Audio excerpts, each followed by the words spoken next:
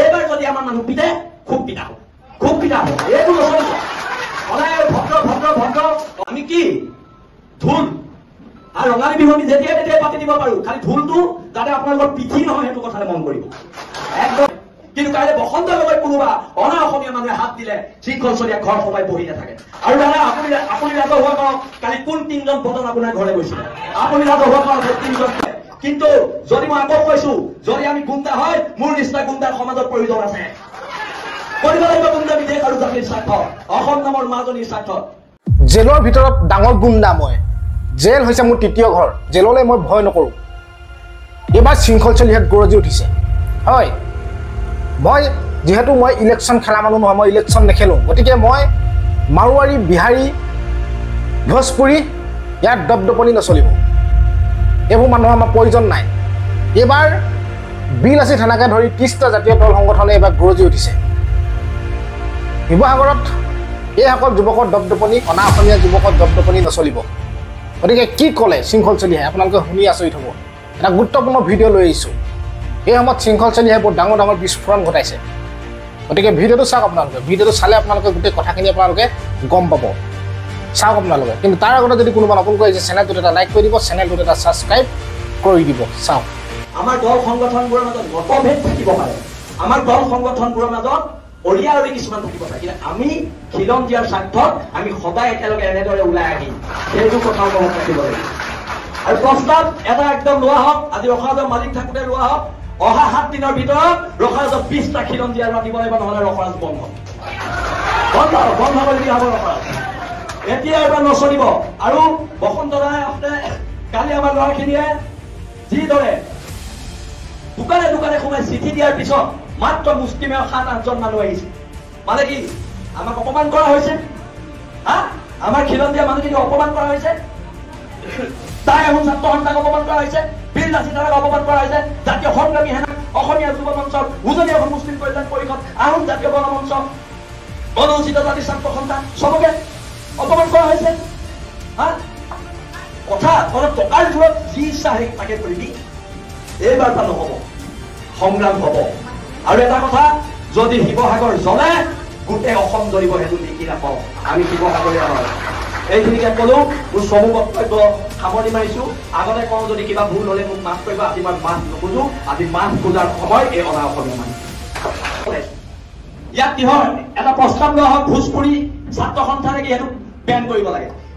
ভোজপুৰী ছাত্ৰ সন্থা হ'ব নচলিব। আৰু এই ভোজপুৰী ছাত্ৰ সন্থাকেইটাই বুলেট লৈ ইয়াত ফুট লগাই যিটো গতিত ৰাস্তাত যায়, মই নিজেই স্কুটি চলাই আছো, তেতিয়া বুলেট চলাব পৰা আজি ষ্টুপিড। ইয়াত নহ'ব, ইয়াত চলাব। আৰু চেম্বাৰ্ছ অফ কমাৰ্চ ভংগ কৰি দিয়া হ'ব। ইয়াত খিলন দিয়া মানুহ চেম্বাৰ্ছ অফ কমাৰ্চৰ সভাপতি সম্পাদক হ'ব। কৈ ৰাজস্থানৰ মানুহ ইয়াত আহি চেম্বাৰ্ছ অফ কমাৰ্চৰ সভাপতি সম্পাদক হ'ব লাগিব। এইবোৰ নচলিব, গুণ্ডামি নচলিব। আৰু শুনক, মই একদম চিধা কৈ দিছো, মোক না মই ইলেকশ্যন খেলিম, না মোক মাৰোৱাৰী মানুহৰ ভোট লাগে, না মোক বিহাৰী মানুহৰ ভোট লাগে, না মোক বঙালী মানুহৰ ভোট লাগে। মই এইবিলাকত নাই। আৰু এটা কথা একদম স্পষ্টকে মই আপোনালোকক কৈ দিছো, এইবাৰ যদি আমাৰ মানুহ পিতে খুব পিতা হ'ব, খুব পিতা হ'ব। এইটো নচলিব। সদায় ভদ্ৰ ভদ্ৰ ভদ্ৰ, অসমীয়া জাতি ভদ্ৰ, অসমীয়া জাতি ভদ্ৰ, অসমীয়া জাতিৰ ভদ্ৰতাৰ সুযোগটো আমাক চৰ মাৰিব, ভুল মাৰিব। আমি কি ঢোল আৰু ৰঙালী বিহু আমি যেতিয়াই তেতিয়াই পাতি দিব পাৰো, খালি ঢোলটো যাতে আপোনালোকৰ পিঠি নহয় সেইটো কথালৈ মন কৰিব একদম কৈ দিছো। দেশৰ মানুহে গঢ়িত পিটি ল'ব জানে, হেংদাং বৰটো উঠাল তলোৱা। আমি 600 বছৰীয়া গৌৰৱ উজ্জ্বল আহোম ৰাজত্বৰ মানুহ হয়। আমাক যুদ্ধ কৰিবলৈ শিকাই যোৱা আহোম স্বৰ্গদেউসকলৰ আদৰ্শত বিশ্বাসী আমি মানুহ হয়। অসমীয়া মানুহ ভদ্ৰ, অসমীয়া মানুহ সৰল। সৰল হয় কাৰণেতো আহি ইয়াত ৰসৰাজ খুলি বেপাৰ কৰি থাকিব পাৰিছা। সৰল হয় কাৰণেতো অপচৰা খুলি বেপাৰ কৰি থাকিব পাৰিছা। আমি সৰল হয় কাৰণে তোমালোকে বেপাৰ কৰি কোটি কোটি টকাৰ মালিক হ'ব পাৰিছা। কিন্তু যদি খং উঠে, মগজটো ঘূৰে, ৰাজস্থান নেপাবি, বিহাৰো নেপাবি, এচা পিটন দিয়া হ'ব একদম। আজি কৰি দিয়া আৰু যিকেইজন ব্যৱসায়ী নাহিলে সিদ্ধান্ত লোৱা হওক, কাইলৈ বাহিৰৰ দোকান বন্ধ। বসন্ত গগৈ ডাঙৰীয়া, মই আপোনালোকক অনুৰোধ জনাইছো, আপোনালোকে মোৰ বসন্ত গগৈৰ মাজত কেতিয়াবা কাজিয়া হয়, কিন্তু কাইলৈ বসন্ত গগৈ কোনোবা অনা অসমীয়া মানুহে হাত দিলে শৃংখল চলিয়া ঘৰ সোমাই বহি নাথাকে। আৰু দাদা আপুনি ৰাজহুৱা কৰক কালি কোন 3জন পদন আপোনাৰ ঘৰলৈ গৈছিলে আপুনি ৰাজহুৱা কৰক 3জন পদন কোন গৈছিলে সেই পদনকেইটা গাঠো গাড়ীত কালত ধৰাব লাগিব আমাৰে আপুনি আজি ৰাজহুৱা কৰি যাব লাগিব কোন 3জন পদন আপোনাৰ ঘৰলৈ কালি ৰাতি পইচা ঘুষ দিবলৈ গৈছিলে ৰাজহুৱা কৰিব লাগিব আৰু এটা কথা ভোজপুৰী সংগঠন বন্ধ আৰু ইয়াত কিহৰ মাৰোৱাৰী যুৱ মঞ্চ অসমীয়া যুৱ মঞ্চ আছে চব জইন কৰা ইয়াত মাৰোৱাৰী যুৱ মঞ্চ নহ'ব এতিয়াৰ পৰা একো নহ'ব বহুত সহ্য কৰিলো চব মাৰোৱাৰী যুৱ মঞ্চৰ নাম মাৰোৱাৰী সমাজে নিজেই গৈ পেলাই মোহাৰিব লাগিব কলা ৰং লৈ সেইটো প্ৰস্তাৱ লোৱা হওক ভোজপুৰী ছাত্ৰ সন্থাৰ নাম কলা ৰং লৈ ভোজপুৰী ছাত্ৰ সন্থাই য'ত য'ত লিখা আছে চব মোহাৰিব লাগিব সেইটো প্ৰস্তাৱ লওক একদম হয় নে নাই আমি ইয়াত ভূমিপুত্ৰ মানুহ তহঁতৰ স্বৰবোৰ খাবলৈ আমি ইয়াত জীয়াই থকা নাই আমি তাৰ স্বৰবোৰ খাবলৈ জীয়াই থকা নাই আৰু আমাৰ স্বৰকেইটা বেংগলী ফেডাৰেশ্যন বন্ধ কৰা হওক বেংগলী ফেডাৰেশ্যন বন্ধ কৰা হওক এইবোৰ অসমত নচলিব উজনি অসমতে উচলিব দিয়া নহ'ব এইখিনিকে কলো মই কথাবোৰ ক'লে বিতৰ্ক হয় মই কথাবোৰ ক'লে মোক গুণ্ডা বুলি কয় কিন্তু যদি মই আকৌ কৈছো যদি আমি গুণ্ডা হয় মোৰ নিচিনা গুণ্ডাৰ সমাজত প্ৰয়োজন আছে কৰিব লাগিব গুণ্ডা বিদেশ আৰু জাতিৰ স্বাৰ্থ অসম নামৰ মাজনীৰ স্বাৰ্থ ইহঁতে চল পায় আমি কিবা এটা কৰিলে আমাক পুলিচে জেলত ভৰাই দিয়ে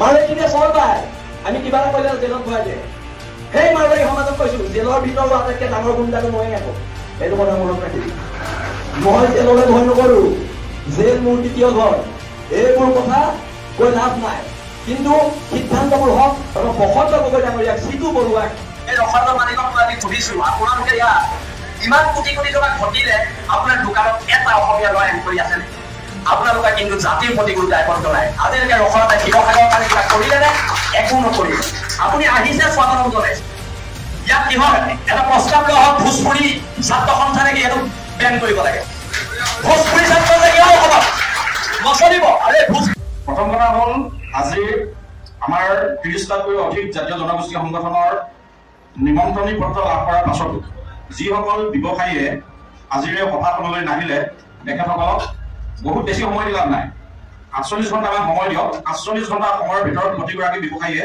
হাতত এটা তামোল পাণ লৈ এই সংগঠনখিনিৰ ওচৰত ক্ষমা প্ৰাৰ্থনা কৰি আজি সভাখনলৈ অহাৰ কাৰণে তেওঁলোকে এটা সময় ভোগ কৰিলে বুলি প্ৰথম কথা ক'ব লাগিব এইটো ক'ব লাগিব আজি সভাত যিখিনি সিদ্ধান্ত আজি সভাখন কিন্তু আমি ভাষণৰ ফুলদাৰি মাৰিবলৈ ইয়াত সভা আহ্বান কৰা নাই ইয়াত যিখিনি সিদ্ধান্ত হ'ব এইখিনি কাৰ্যকৰী হ'ব লাগিব এইখিনি কাৰ্যকৰী হ'ব লাগিব কিন্তু ইয়াত আমি দল সংগঠনে নেতৃত্ব লৈছো ইয়াত ৰাইজসকল উপস্থিত আছে সকলোৱে প্ৰথমৰ পৰা শেষলৈকে কাৰ্যকৰী হোৱালৈকে সহযোগিতা আগবঢ়াব লাগিব প্ৰতিটো দফা কাৰ্যকৰী হ'ব লাগিব ৪৮ ঘণ্টা সময় নিৰ্ধাৰণ কৰি দিয়া হওক তামোল পাণ লৈ প্ৰথমে ক্ষমা প্ৰাৰ্থনা কৰিব লাগিব আজি সভাখনত উপস্থিত নথকা দ্বিতীয় কথাটো ইতিমধ্যে শৃংখল চলি আহি কৈ থৈ গৈছে ইয়াতে মাৰোৱাৰী বিহাৰী বা অন্যান্য অনা অসমীয়া কোনো সংগঠনৰ ব্যৱহাৰৰ প্ৰয়োজন নাই হয়নে প্ৰয়োজন নাই আজিৰ পৰা এতিয়া আজিৰ সভাৰ এটা সিদ্ধান্ত যদি কোনোবা অনা অসমীয়াই যদি ভাবে যে সংগঠনত থাকি অসমীয়া জাতিটোৰ কাৰণে কাম কৰা যদি স্পৃহা আপুনি যেনেকৈ কয় আমাৰ যিকোনো এটা সংগঠনত আপুনি জইন কৰি লওক আৰু তাৰ পৰা আপুনি কাম কৰক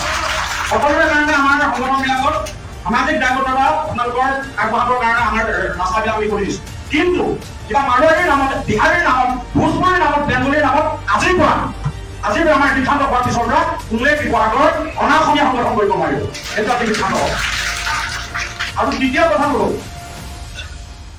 যিমান মাৰোৱাৰী সম্প্ৰদায়ৰ অনা অসমীয়া যিসকল আজি ইয়াত উপস্থিত আছে উপস্থিত নোহোৱাসকলৰ কথা নকওঁ উপস্থিত তেওঁলোক হোৱাৰ পিছত তেওঁলোকৰ লগত আমি কথা পাতিম যিসকলে আহি এই কথাটো উপলব্ধি কৰিছে যে এইটো ভুল হৈ গ'ল যিসকলে উপলব্ধি কৰিছে আজি আমাৰ এটা সংবাদ মাধ্যমৰ ব্যক্তিসকল আছে তেখেতসকলকো মই অনুৰোধ জনাম আজি উপস্থিত থকা যিসকল অনা অসমীয়া ব্যৱসায়ী উপস্থিত আছে তেওঁলোকৰ প্ৰতিক্ৰিয়াসমূহ ল'ব লাগে আৰু আপোনালোকৰ প্ৰতিক্ৰিয়াসমূহ আপোনালোকে কেনেকৈ দিয়ে আমি লক্ষ্য কৰিম কাৰণ যিকেইগৰাকী ব্যক্তিয়ে আজি পৰিয়ালৰ যিকেইগৰাকী ব্যক্তিয়ে আমাৰ অসমীয়া নাৰীৰ ওপৰত আক্ৰমণ কৰিলে তেখেতৰ ওপৰত আপোনালোকে কি ব্যৱস্থা গ্ৰহণ কৰাটো বিচাৰিছে আপোনালোকৰ মাৰোৱাৰী সমাজে আপোনালোকৰ অনা অসমীয়া এই কথাটো স্পষ্ট হ'ব লাগিব আৰু মই ভাবিছো যে সেই বহুত কিবা কিবি সিদ্ধান্ত লৈ লাভ নাই আমাৰ প্ৰথম কথা হ'ল এই সিদ্ধান্ত আৰু থাকিব আৰু বিভিন্নজনে মতামতখিনি আগবঢ়াব কোনে কেনেধৰণে আৰু কি কি সিদ্ধান্ত গ্ৰহণ কৰা হয় কিন্তু এইকেইটা সিদ্ধান্ত গ্ৰহণ কৰিব লাগিব আৰু আপোনালোকে নাভাবিব কোনো অনা অসমীয়াই এইটো কথা নাভাবিব যে আমি ৩০টা সংগঠনৰ নাম দিছো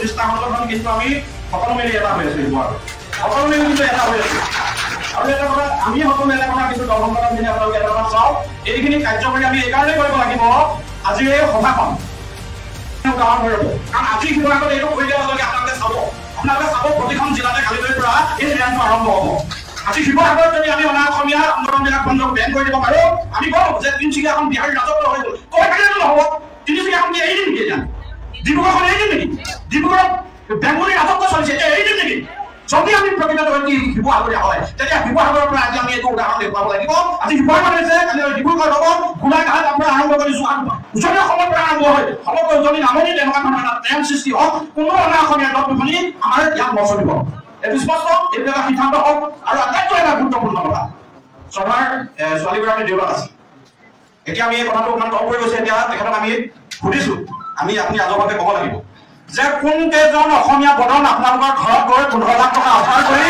আপোনালোকে মেনেজ নাম কিয় লাগিব আমি তাৰ হাততো তথ্য প্ৰমাণ ৰাখি থৈছে কোনটো হয় কিন্তু যিহেতু তেওঁলোকে পৰিয়াল মানুহে ক'ব লাগিব নাম কিয় লাগিব সামাজিকভাৱে আমি তেখেতসকলক পৰিশ্ৰম কৰিব লাগিব সামাজিকভাৱে নাম লাগিব এইবিলাক সফল যদি নচলিব এনেকুৱা সংগঠনৰ যদি ব্যক্তি হয় তেখেতসকলৰ নাম লাগিব সংগঠনৰ যদি ব্যক্তি হয় তেখেতসকলৰ নাম লাগিব আমি ইয়াত ভূৰাগাছ কাঢ়িবলৈ আহি থকা নাই নহয় ভূৰাগাছ কাঢ়িবলৈ আমি জাতীয় লগত কৰি আছো নেকি মানুহক দেখাবলৈ জাতীয় লগত কৰি থকা নাই নহয় আমি কিবা কৰি এইবিলাক কি নহয় সেইটো লাগিব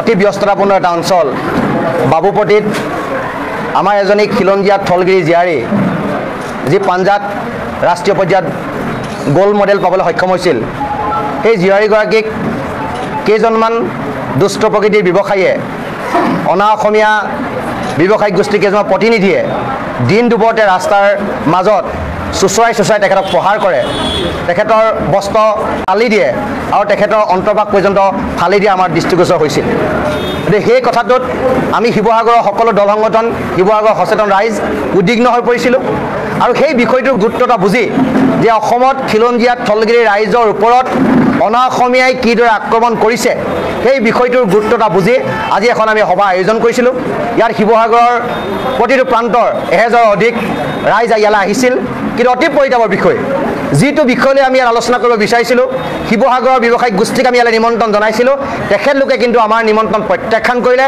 মাত্ৰ কেইজনমান ব্যৱসায়ী আলোচনালৈ আহিল বাকীসকলে কিন্তু আমাৰ আলোচনালৈ নাহিল সেইকাৰণে আমি কেইটামান সিদ্ধান্ত গ্ৰহণ কৰিছোঁ যে এই ধৰণৰ খিলঞ্জীয়া আক্ৰমণ কৰা ঘটনা আমি কোনো কাৰণতে সহজভাৱে ল'ব পৰা নাই আৰু আমি নলওঁ আৰু কেইটামান প্ৰস্তাৱ গ্ৰহণ কৰিছোঁ আমি ইতিমধ্যে আৰু তাৰে এটা বৃহৎ প্ৰস্তাৱ হৈছে যে সৰ্বগৃহীত এটা প্ৰস্তাৱ হৈছে যে অনাগত 24 ঘণ্টাৰ ভিতৰত এই ব্যৱসায়িক গোষ্ঠীয়ে যদি অসমৰ খিলঞ্জীয়া থলগিৰি ৰাইজৰ ওচৰত আঁঠুকাঢ়ি মাপ নোখোজে তেতিয়াহ'লে শিৱসাগৰৰ সকলো ব্যৱসায়িক প্ৰতিষ্ঠান তেখেতলোকৰ আণ্ডাৰত থকা অনিৰ্দিষ্টকালে বন্ধ কৰি দিয়া হ'ব সেইটো আজি সভাৰ এটা সিদ্ধান্ত আৰু সেই সিদ্ধান্তটো ইয়াত সভাত থকা প্ৰতিজন ব্যক্তি নিজৰ মত ব্যক্ত কৰি লৈছে আৰু এটা স্পষ্টকাগত বিষয় তাক লৈ আমি সকলো উদ্বিগ্ন হৈ পৰিছিলোঁ আৰু এতিয়া আমি যিকেইটা প্ৰস্তাৱ গ্ৰহণ কৰিছোঁ সেই প্ৰস্তাৱকেইটা আমি চিতু বৰুৱা ডাঙৰীয়া আৰু দেৱজিৎ দত্ত ডাঙৰীয়া পাঠ কৰিবৰ কাৰণে অনুৰোধ জনাইছোঁ আমি আশা কৰিছিলোঁ যে অনা অসমীয়া আমাৰ অসমীয়াৰ ওপৰত যি আক্ৰমণ শাৰীৰিক আক্ৰমণ আৰু আমাৰ অসমীয়াৰ ওপৰত যি মানসিক অত্যাচাৰ এই অত্যাচাৰ যে অনাগত দিনত নহয় এক সুস্থ আলোচনা কৰিবৰ কাৰণে আজি সভাখন দিয়া হৈছিলে কিন্তু সভাখনত আজি শিৱসাগৰৰ মাত্ৰ 30 জনমান অনা অসমীয়া ব্যৱসায়ী ইয়াত উপস্থিত থাকিলে শিৱসাগৰত 2000তকৈ অধিক কিন্তু অনা অসমীয়া দোকান আছে আৰু তেওঁলোকে আমাৰ সভাখনৰ প্ৰতি যি তেওঁলোকৰ আমাৰ নিমন্ত্ৰণ সেই নিমন্ত্ৰণক তেওঁলোকে অৱজ্ঞা কৰিলে এক প্ৰকাৰে ক'বলৈ গ'লে তেওঁলোকে আমাৰ অসমীয়াৰ লগত এখন যুদ্ধ হোৱাটো বিচাৰে যেহেতু আপোনালোকে জানে যে তেওঁলোকে এটা ৰাজনৈতিক দলৰ শক্তিৰে বলিয়ান হৈ আছে আৰু এতিয়া শিৱসাগৰত আমাৰ অসমীয়া মানুহখিনিক সম্পূৰ্ণভাৱে নিষেধ কৰিবলৈ তেওঁলোকে চেষ্টা কৰিছে গতিকে আজিও আমি সভাখনৰ শিৱসাগৰ জিলাৰ প্ৰায় 30টা জাতীয় জনগোষ্ঠীয় দল সংগঠনৰ লগতে শিৱসাগৰ জিলাখনৰ লগত জড়িত হৈ থকা বিভিন্ন ক্ষেত্ৰৰ লগত জড়িত হৈ থকা আপোনাৰ ব্যক্তি আজি সভাখনত উপস্থিত হয় আৰু আমি অতি কঠোৰভাৱে কেইটামান আমি সিদ্ধান্ত গ্ৰহণ কৰিবলৈ আমি বাধ্য হৈছোঁ গতিকে আমাৰ প্ৰথমটো প্ৰস্তাৱ হৈছে যে আজিৰ তাৰিখৰ পৰা যদি কোনোবা অনা অসমীয়া বা বহিৰাগত ব্যক্তিয়ে আমাৰ অসমৰ অসমীয়া থলুৱা যুৱক যুৱতীৰ ওপৰত যদি শাৰীৰিকভাৱে আক্ৰমণ কৰিবলৈ হয়, মানসিকভাৱে অত্যাচাৰ কৰিবলৈ হয়, বা অসমৰ অসমীয়া ভাষা কলা কৃষ্টি সংস্কৃতিক ওপৰত যদি অপমান কৰিবলৈ হয়, উপলুঙাসূচক মন্তব্য দিবলৈ হয়, তেতিয়াহ'লে তেনেধৰণৰ বহিৰাগত বনিয়া, তেনেধৰণৰ অসমীয়া অনা অসমীয়া ব্যৱসায়ী প্ৰতিষ্ঠান সম্পূৰ্ণৰূপে বন্ধ কৰি দিয়াৰ লগতে তেওঁলোকে তালি টোপোলা বান্ধি নিজৰ ঠাইলৈ যাবগৈ লাগিব। ইয়াত আৰু ব্যৱসায় কৰিবলৈ দিয়া নহ'ব। প্ৰথম আমাৰ প্ৰস্তাৱ। দ্বিতীয় প্ৰস্তাৱটো হৈছে যিসকল আমাৰ থলুৱা অসমীয়া ব্যক্তিয়ে খিলঞ্জীয়া অসমীয়া লোকৰ ওপৰত আক্ৰমণ হোৱা দেখিও তেওঁলোকে বদনৰ ভূমিকা গ্ৰহণ কৰে, তেওঁলোকে অনা অসমীয়া আৰু বহিৰাগত পক্ষ লয়, তেনেধৰণৰ থলুৱা অসমীয়া ব্যক্তিক সম্পূৰ্ণৰূপে সামাজিকভাৱে বৰ্জন কৰা হ'ব।